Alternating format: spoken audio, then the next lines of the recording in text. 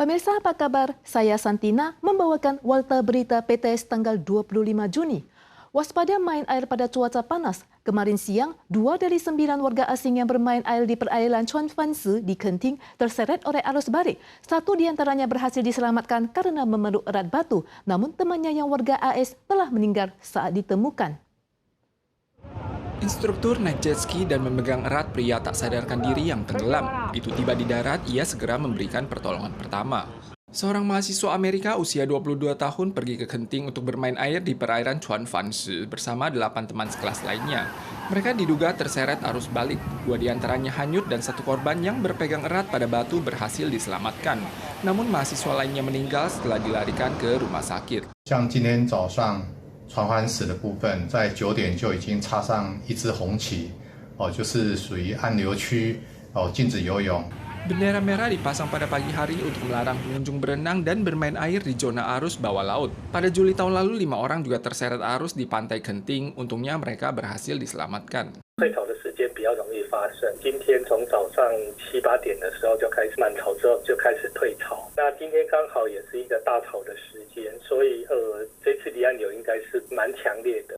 Pakar menyampaikan arus balik paling sering terjadi saat air surut. Saat melihat permukaan laut jernih berwarna biru tua tanpa ombak, sebaiknya berhati-hati dan waspada arus balik serta hindari masuk ke dalam air.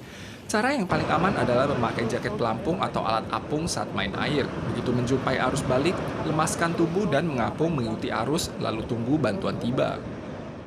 Menurut statistik Ditjen Asuransi Kesehatan Nasional, obat yang paling banyak dikonsumsi warga Taiwan tahun lalu adalah obat pereda sakit yang mengandung acetaminophen. Penggunanya sebanyak 8,89 juta orang. Sedangkan merek obat mengandung acetaminophen yang paling sering digunakan adalah Panadol, yang harganya akan melonjak tak lama lagi. Apoteker mengatakan bahwa harga serangkaian obat pereda sakit merek Panadol akan naik 5% mulai bulan Juli. Harga barang naik, bahkan obat pereda nyeri Panadol pun diperkirakan akan mengalami kenaikan harga 5% pada bulan Juli. Diperkirakan harga per kotak akan naik 10 hingga 15 dolar. Pengendalian komoditi telah dimulai pada bulan Juni. 下个月涨价是这个普拿疼的部分，它12颗目前的零售价是170块，预计下个月会涨到179块。 Dengan melonjaknya harga Panadol, apoteker mengingatkan warga yang membutuhkan obat pereda nyeri boleh memilih obat yang juga mengandung acetaminophen sebagai alternatif bila tidak ada keharusan dalam memilih merek.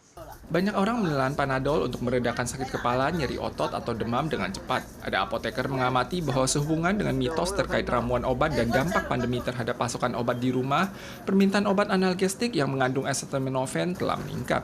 现在目前来讲，所有的广告大部分都会带上一句乙酰氨酚，所以大家对乙酰氨酚的需求是非常的大。 Menurut statistik, biaya obat-obatan yang ditanggung Ditjen Askes pada tahun 2023 mencapai 243,1 miliar dolar Taiwan. Dan obat nomor 1 yang paling digunakan adalah obat analgesik acetaminophen. Penggunanya mencapai 8,98 juta orang, diduga merupakan efek pandemi dalam beberapa tahun terakhir. Acetaminophen tidak membahayakan saluran pencernaan, namun penggunaan jangka panjang atau skala besar tetap dapat menimbulkan dampak tertentu pada hati sehingga perlu dievaluasi oleh tenaga profesional sebelum digunakan. Cuaca panas berlanjut. Ada seorang warga yang menghitung jumlah hari dengan suhu di atas 30 derajat Celcius berdasarkan data Badan Cuaca Pusat atau CWA dan hasilnya Tainan menduduki peringkat pertama dengan total 186 hari, yang berarti setengah dari setiap tahunnya suhu udara di Tainan berada di atas 30 derajat. Suhu di seluruh Taiwan terus merambung akhir-akhir ini. Sebuah fanpage Facebook berdasarkan data suhu 30 derajat ke atas CWA dari tahun 1991 hingga 2020 menunjukkan Tainan menduduki peringkat pertama dengan jumlah 186 hari, yang menunjukkan suhu 30 derajat di Tainan berlangsung selama setengah tahun pada setiap tahunnya. Bahkan Mi Kuan Miao dari Tainan yang terkenal karena dijemur secara alami juga harus memperpendek waktu jemuran agar tidak patah dan memengaruhi kualitas. Cuaca panas menyengat yang disebabkan menguatnya tekanan tinggi Samudra Pasifik ini masih akan berlanjut. Warga yang bepergian diimbau untuk melakukan perlindungan dan perbanyak asupan air agar terhindar dari sengatan hawa panas. Wanita berhijab mungkin akan dipandang sebelah mata di banyak negara. Namun di Indonesia ada sebuah band heavy metal VOB atau Voice of Butterfrog yang selalu mengenakan hijab di panggung. Band ini dibentuk 10 tahun yang lalu dan telah berhasil menerobos berbagai tantangan hingga naik ke panggung dunia. Dan bahkan pernah pentas pada festival di Taiwan 2 tahun yang lalu. Di tengah sorakan penonton yang antusias, alunan gitar elektronik dan suara perkusi membuat suasana bergelora dalam sekejap. Ketiga anggota band heavy metal dari Indonesia ini bukan cuma perempuan, namun juga mengenakan hijab. Gaya penampilan mereka mungkin tidak seliar grup band barat, namun dalam 10 tahun terbentuknya grup ini, mereka telah melalui berbagai rintangan, mulai dari penolakan keluarga hingga cara pandang masyarakat yang berbeda. Terus di kampung terutama kan suka dianggap kalau musik metal itu musik setan gitu, nggak cocok dimainin sama perempuan apalagi kita berhijab gitu.